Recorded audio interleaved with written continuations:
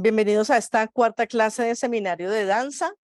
Ya miramos la historia de la danza desde el año 1900 y nos dimos cuenta que se puede danzar sin instrumentos, como lo hacen los hasídicos, que apenas con el tono de su voz ellos trabajan la danza y no hay problema. Basta una escala musical en nuestra cabeza para repetir patrones de danza. Entonces, si un grupo está cantando sin música y sin nada o emiten sonidos y son continuos, tienen una escala musical, puede danzar la gente sin necesidad de tener instrumentos. Sin embargo, es bueno conocer cuando hay instrumentos, cuáles de ellos marcan el ritmo de la danza congregacional. Hay personas que dicen que no tienen oído musical y que no saben, entonces hoy vamos a aprender un poco esto. ¿Cuándo y qué instrumentos son los que nos marcan el ritmo de la danza? Usualmente los instrumentos musicales se reúnen en tres grandes grupos: instrumentos de cuerda, de viento y de percusión. Esos son los tres grandes grupos de instrumentos musicales que hay: de cuerda, de viento y percusión. Y ellos mismos tienen muchísimas divisiones después internamente.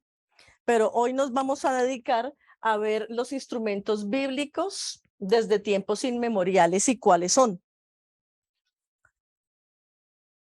Los instrumentos de cuerda, y vamos a empezar por ahí.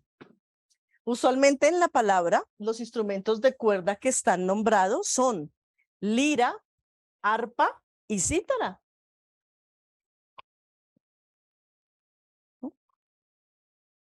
Esos son los tres más nombrados siempre. Usualmente son los que más se nombran: la lira, el arpa y la cítara.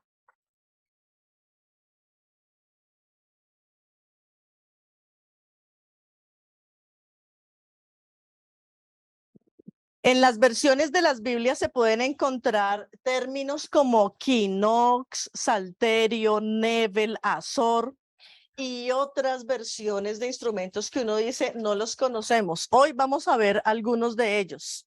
Hay un instrumento en algunas versiones, sobre todo en Reina Valera 1900, que lo colocan como laúd, que es un guitarrón de 10 a 18 cuerdas. Ese guitarrón puede tener todas esas cuerdas, desde 10 cuerdas hasta 18. Y vamos a ver que sí los encontramos en la palabra de Dios.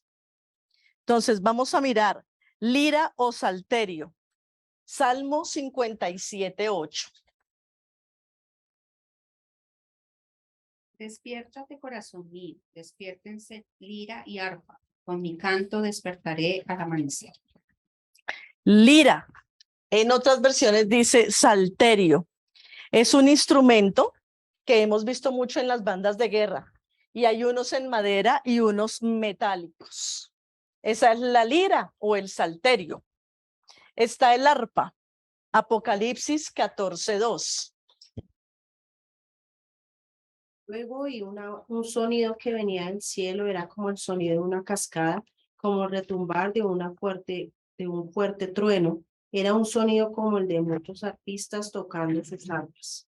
El arpa es un instrumento que aquí en Colombia sí conocemos más por la música llanera.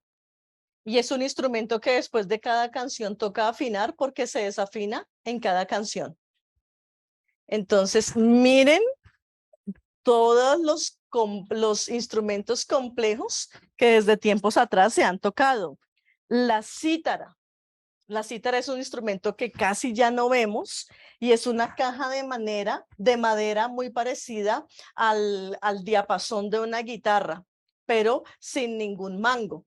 Es más corta y tiene cuerdas todavía mucho más finas. Esa es la cítara y está nombrada en el Salmo 92:3. Al son de un instrumento de 10 cuerdas, un arpa y la melodía de la lira. El arpa de 10 cuerdas y de la lira. La lira también, la lira sí tiene más de 10 cuerdas. Siempre tiene usualmente 20 cuerdas como mínimo. Y vamos a ver si en la versión que tienen ahí aparece el laúd o la guitarra de 10 a 18 cuerdas. En el Salmo 92:3, en la otra versión que dice: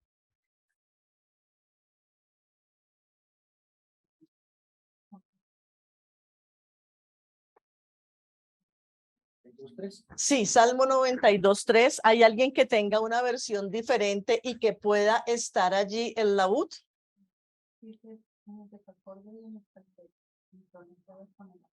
En el decacordio, la guitarra del laúd tiene mínimo 10 cuerdas. Deca, instrumento de 10 cuerdas.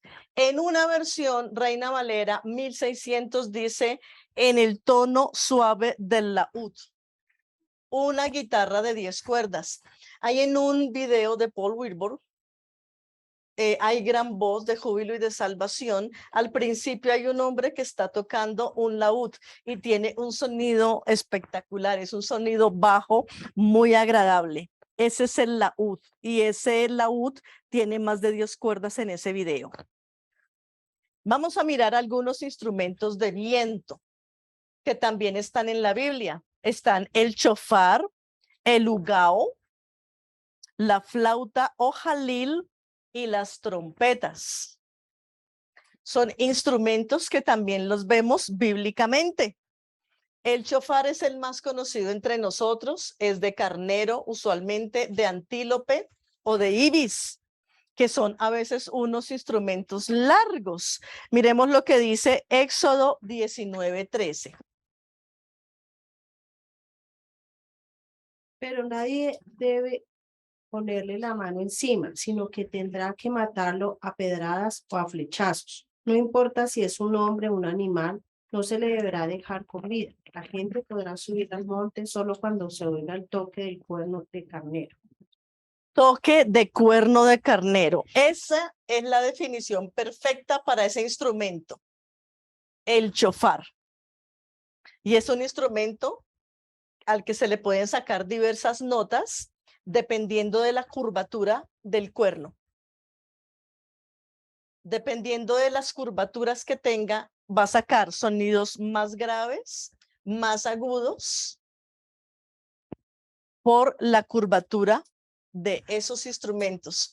Por eso, bíblicamente, ninguna melodía podía sonar igualita a otra, porque todos estos instrumentos fabricados manualmente, dependiendo del secado de la madera, de la curva entonces de los cuernos que estaban aquí listos y limpios, se podían obtener sonidos diferentes.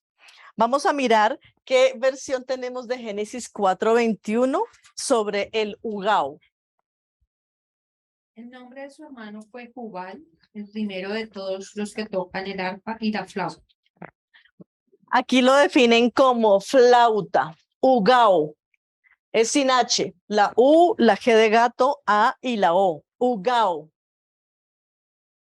Y en la imagen tenemos aquí unas cerbatanas largas de madera, pero no eran de madera, eran de unas fibras de animales que sacaban, les colocaban huequitos y en uno de los bordes, en el borde donde ellos soplaban, tenían unas cubiertas de caucho para no dañar ni romperse los labios.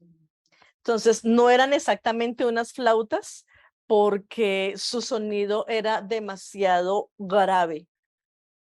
Porque era, hagan de cuenta, como cañas de bambú o mejor de carey, como de esos materiales fuertes. ¿Y de dónde viene ugao? De Tubal, que es el padre de los arpistas y de los flautistas.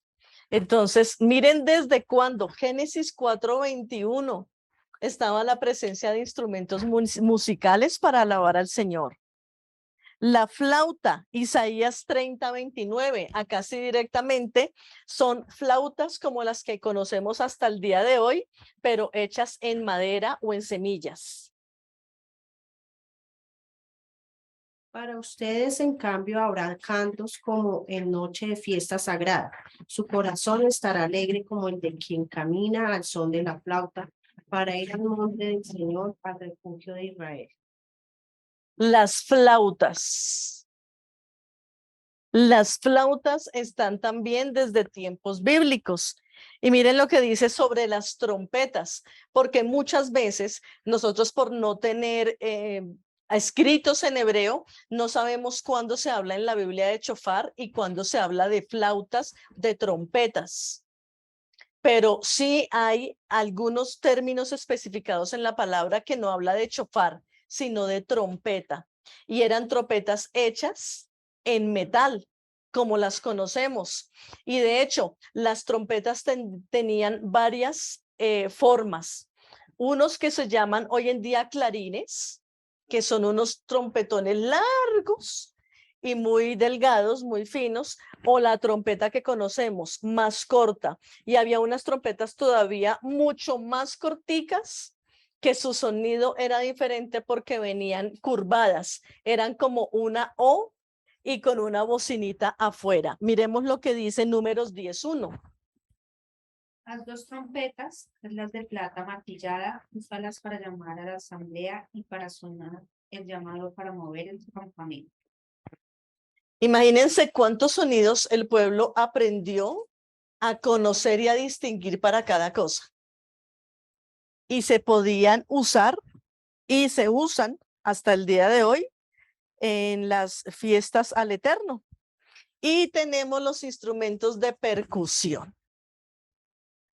Aquí nos vamos a sorprender un poquito porque hay instrumentos que a veces uno piensa que no están en la Biblia y sí los encontramos, los llamamos ahora de otra manera, pero sí están.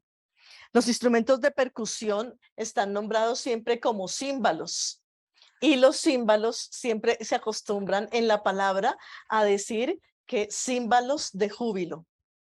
Címbalos de júbilo. Los tamboriles, panderos, panderetas, campanas, shalishim o triángulo.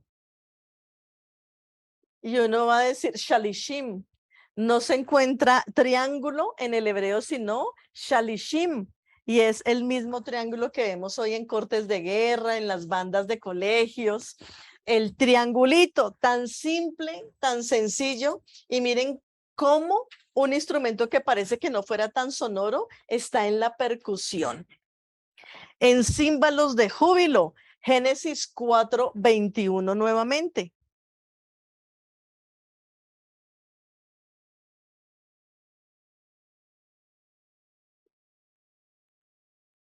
Y el nombre de su hermano fue Jubal, el cual fue padre de todos los que tocaban el arpa y la flauta.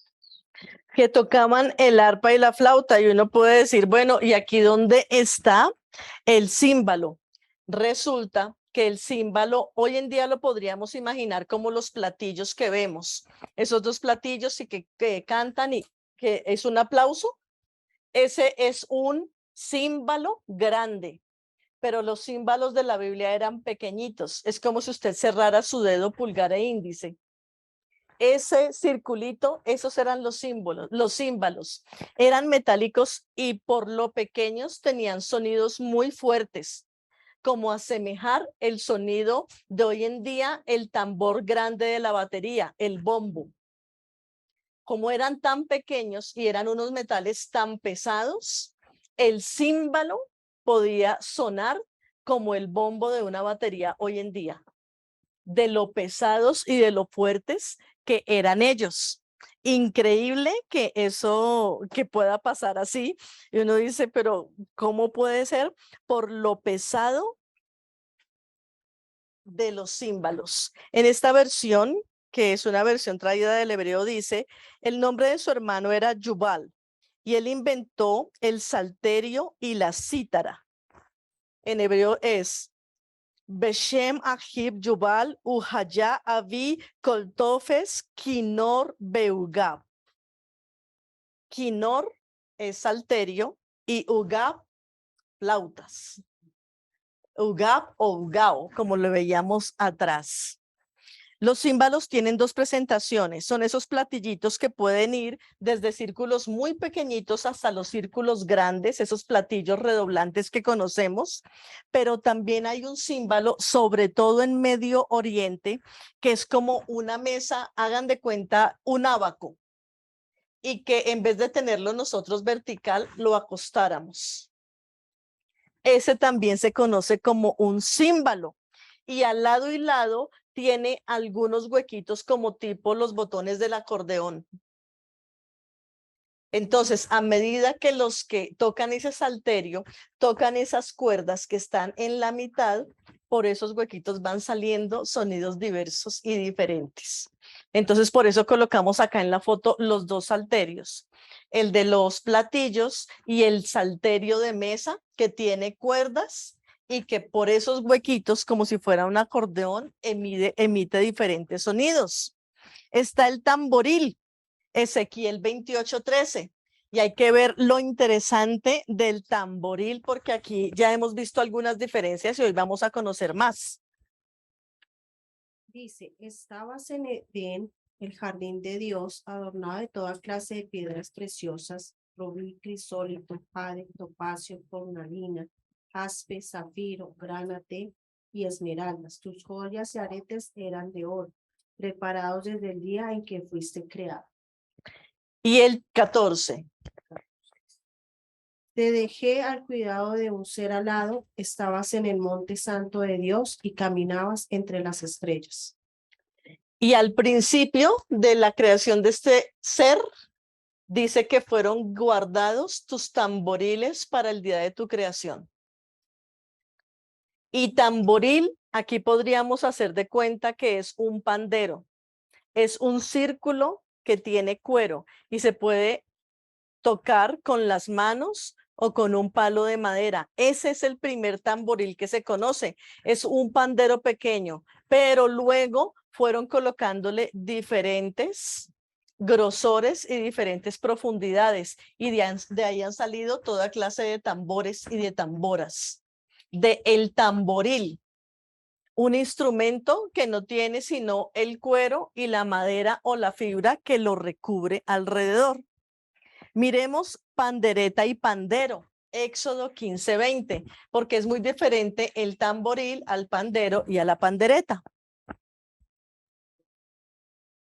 Entonces la profetiza María, hermana de Aarón, tomó una pandereta y todas las mujeres la siguieron bailando y tocando panderetas. Pandereta. ¿Qué es la pandereta? Es un círculo de madera en ese tiempo bíblico que tenía unos címbalos dentro del círculo de madera y era una manera más fácil y más sonora de llevar ritmos. Vemos en la foto que hay dos clases de pandereta, la redonda que conocemos, ese aro de madera que tiene unos címbalos adentro, esos circulitos pequeñitos metálicos que la hacen muy sonora, pero también hay vestigios en el pueblo de unos varos, hagamos de cuenta un palo de escoba, y en las puntas tenían esos mismos salterios o cascabeles y eran tocados. Parece que las redondas la tocaban las mujeres y las verticales o solo el palo lo tocaban los varones, pero también son panderetas. Y el pandero, Éxodo 15:20. Esto fue el que leímos pandereta. Vamos a leer el pandero, Job 21:12. Ellos cantaban con tamboriles y liras y se regocijaban al sonido de la flauta. Aquí esta versión dice tamboriles, en otra versión dice al sonido del pandero. ¿Y qué es el pandero? Es ese círculo con cuero muy plano, casi sin madera, tocaban más, era casi el cuero. El cuero, esos son los panderos. Hoy en día lo utilizan mucho los árabes. Uno ve a veces unos círculos muy pequeños, de muy poco grosor, pero supremamente grandes y los tocan los hombres con las manos. Los cueros. Y hay algo interesante, ¿y por qué saber sobre los instrumentos? Miremos el triángulo o el shalishim. Primera de Samuel 18:6. Miren lo bonito que la palabra tenga todos estos instrumentos y que son fáciles de tenerlos, por lo menos el triángulo es fácil de tener y miren que está en la Biblia, ¿quién lo iba a pensar? Según David y otros estaban regresando en la matanza de los filisteos, las mujeres salieron de todas las ciudades de Israel para conocer a David, cantando y danzando alegremente con panderos e instrumentos de 3 cuerdas. Acá dice cantando alegremente con panderos, instrumentos de 3 cuerdas y metálicos. ¿A dónde vemos la 3 cuerdas metálico? En el triángulo. Y las mujeres salieron a conocer a David y todos los prodigios que había hecho tocando un triángulo. Lo interesante es conocer los patrones musicales porque a uno del triángulo solo se le ocurre hacer ti, ti, pero el patrón musical es lo que le va a indicar a uno el poder danzar. Y vamos a ver una cosa. Son los instrumentos de percusión los que marcan el paso de la danza. Estos últimos que vimos. Entonces, cuando dancemos tenemos y debemos tener en cuenta eso. El marco y quien marca el paso. Cuando usted afirma el pie fuerte en la danza, es todo el instrumento de percusión. Por eso es tan importante cuando se tocan panderos, tamboriles, que todos caigan en el mismo nivel, porque o si no, no vamos a tener una danza uniforme. La trompeta, el chofar, las guitarras no nos marcan a nosotros el patrón de danza, nos lo marcan los instrumentos de percusión. Ahora, la guitarra debe marcarse igual en el instrumento de percusión. Quienes tocan guitarra, cuando den el golpe hacia abajo, que es un golpe seco y fuerte, ese mismo golpe debe haber sido golpeado en el bombo, en el tambor y en la pandereta, para que pueda ser un sonido uniforme. Así que la próxima vez que ustedes dancen, uno lo hace ya automáticamente, pero uno no se da cuenta de cómo la música tiene su sentido y su orden. El instrumento de percusión nos marca el paso, nos marca el paso. Y donde no hay instrumento de percusión, las palmas sirven. Porque las palmas, ¿qué es el instrumento de percusión? El instrumento que tiene contacto con la palma. Por eso percuta, que yo toco con la palma de mi mano. Donde no hay instrumentos, tus palmas, este golpe de la palma es la que va a dictar tus pasos para danzar.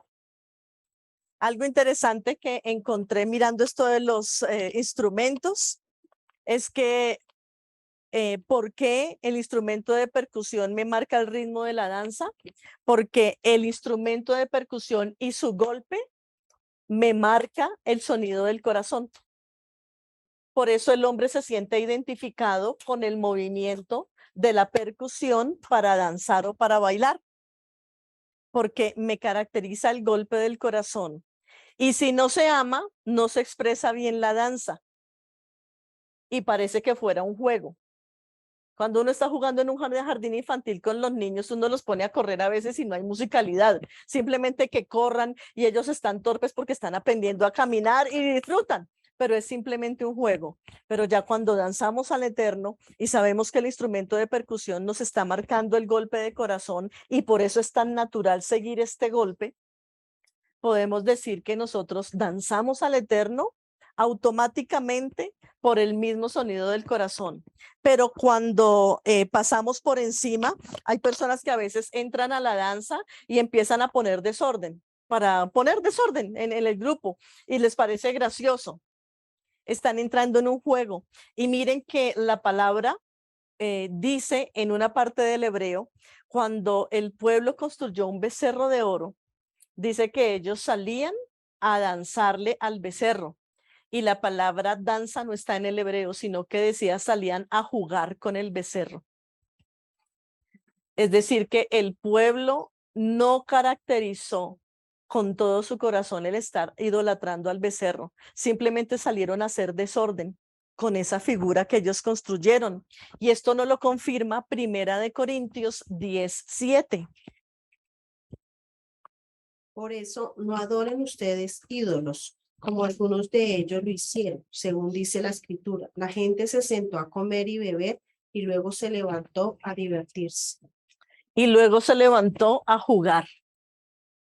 Entonces miren la diferencia. El Señor creó todas las escalas musicales, todos los golpes, todo el orden musical para que podamos danzar a Él, no para que entremos en juegos y en simple diversión. La danza no es una diversión, ni es un momento de entretenimiento para la gente. Es un momento de alabar al Eterno y de expresar aún con nuestro corazón, consciente e inconscientemente, que le amamos.